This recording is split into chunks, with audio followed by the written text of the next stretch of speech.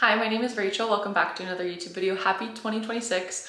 Hopefully we are off to a great start of getting as strong as possible together in 2026. Today's video is going to be all about competing in powerlifting. So if that sounds like something up your alley or just getting as strong as possible in 2026, you're in the right place. I'm finishing up a home gym workout right now, but we're going to flash it back to 2021. It wasn't my first competition, but it was my first one back after a 2-year hiatus to train for bodybuilding. Taking a break from powerlifting specificity, I started running and a lot of other things, but solidified my passion and pursuit of getting as strong as possible. So yeah, if that sounds like you, we're gonna talk all about competing in powerlifting, and I'm 4 weeks out from my next meet right now. So let's just go ahead and hop right. Before I show the clip of my squat from the 2021 meet, I just wanted to preface by saying the camera quality is really, really bad, but it gets better, so sorry about that. This is the same weight, second attempt, as my next meet after that. Push, push, push. Right. All right, and the lift is this 3 wide line. Start. Right. Right. Come on. Get it. Lock it out. So as I mentioned, that was not my first powerlifting competition, but I did take a break. My first powerlifting competition was actually in 2017, and I competed from 2017 through 2019. And I loved training for strength. Immediately, I was hooked. After I graduated from high school and decided not to compete in sports in college, I was kind of lost. Like, I don't really have any fitness goals to chase. I tried training for bodybuilding. It didn't really feel very fulfilling. It kind of felt just draining if you're looking at yourself in the mirror and wondering, why am I not looking any different? So I was immediately hooked on powerlifting, but then I started getting injuries. Training wasn't feeling good. And then I also went into police academy. So I was running 6 miles a day, and then training for powerlifting on top of that was a little much.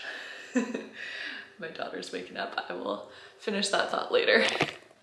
All right, I'm just gonna finish that thought while my daughter's here, and then I'll finish the rest of the video tomorrow. But anyways, I found an immediate passion in powerlifting because of how it makes you feel, not about how it makes you look. You're still gonna look better and you're still gonna get to chase physique goals and changes over time, but there's nothing cooler than the feeling of PRing on a platform, like hitting a cool deadlift PR on the platform or a squat or bench.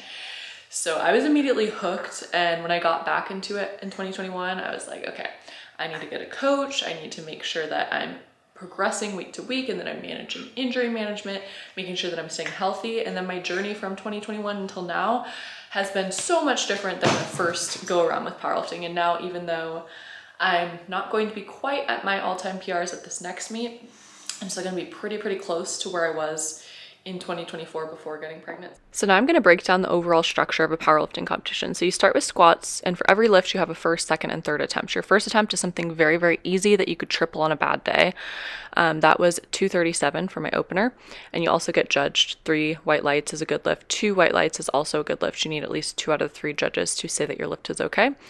This was my second attempt at 248, usually something a little bit under a PR is going to be what you're choosing for your second, and then your third is where you really want to send it. However, I also like to leave a little bit in the tank just so that I make sure that I hit it.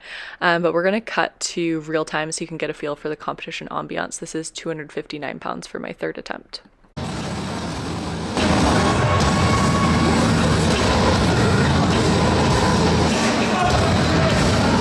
Squat!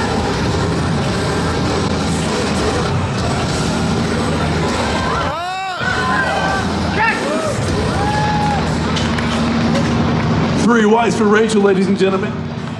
So after squats, you hop right into bench, and it's the same exact thing for all squat, bench, and deadlift. You have 3 attempts for every single lift. This is my opener at 154 pounds, and I will say that there's usually 4 flights of lifters at most local meets, sometimes only 3 flights. So you have about 2, sometimes 3 hours in between every single lift. That was my second attempt at 159, and this is my third at 165.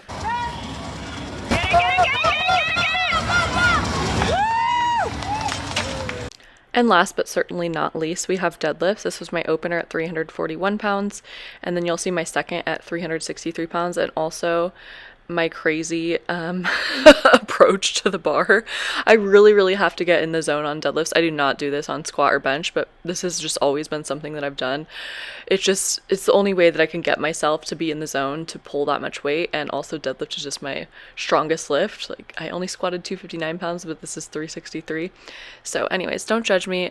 Everyone's super supportive at powerlifting competitions. So even if you're like, it's your very first meet, people will cheer you on and they'll be just as supportive at your first meet as even if you're like a super elite high level lifter. I love this sport, and everyone that's in it is just super amazing. So if you're questioning like, should I compete this year, just do it, just go for it. It's like the best thing ever, and I'm so glad that I did it. And it's the best way, in my opinion, to stay motivated in your fitness journey, because there's always going to be new goals to chase. But anyways, this is my second attempt at 363, and then I'll cut to real time so you can see the whole ambiance and everything for my third attempt at 375 pounds. Rachel.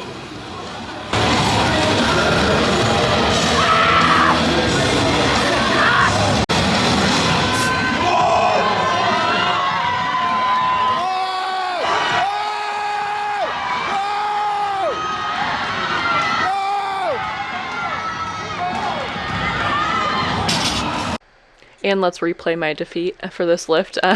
Anyways, you can't win them all, but going 8 for 9 is still pretty good. It means you've definitely tried. You definitely chose a lift that you weren't sure if you're going to hit it, but you still went for it anyways, and still pretty close to 9 for 9. All right, it is 2 days later, and I was starting to film while my daughter was still napping. I was actually finishing up my last exercise of the workout, but just gonna finish this clip with her right now just so I can make sure I get this video out on time, because my goal for 2026 is to post a video every single Tuesday. That's at least my posting day for right now. So as I'm doing this talk, I'm going to show some of my lifts from 5 to 4 weeks out from my next powerlifting meet, and this is the peaking block. So I'll go more into detail about peaks and what all that means in future videos, but just know that for the first week you want to leave about 4 to 5 reps left in the tank if you're doing a 5-week peaking block, and that was 220, 140, and 300 pounds for my week 1 of the peak. But anyways, I just wanted to talk a little bit about my current powerlifting competition, because I did mention that I am postpartum. My daughter turned 8 months old yesterday, so I'm not expecting to be at my all-time strength for this next meet, but my main reason for doing it was, I'm going to be training at I'm going to be competing at the gym that I used to be able to train at, which will be really cool. And I know the layout is close to my house. It'll be easy to go through the meet with my daughter and everything. So I wanted something that would be doable for having an 8, almost 9-month-old baby at the time. But I also I haven't peaked in a year and a half, so I really have no idea where my strength is at. And I think a really important part of progressing your strength is being able to experience peaks. Because if you're just in volume land for a long time, you're not getting that strength and maximum one rep max adaptation. I'm gonna let her crawl around in the home gym a little bit while I finish this. But anyways, yeah, so I'm in my powerlifting prep. It's going well. I don't have high expectations for this meet. I'm just trying to see where I'm at. My goal is to be within about 5 kilos of where I last left off in 2024 at my all-time strongest. So at that meet, I hit a 259 pound squat. So I'm hoping for at least 248 pounds on squat. Bench, I hit 165, so I'm hoping for 154.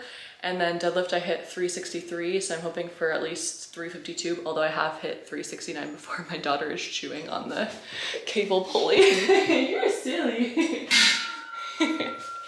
She's in the phase where she's chewing on everything, and she's crawling and standing up on everything, and she loves crawling towards danger. She loves being in the home gym and exploring that, so it will be really fun when she starts working out herself.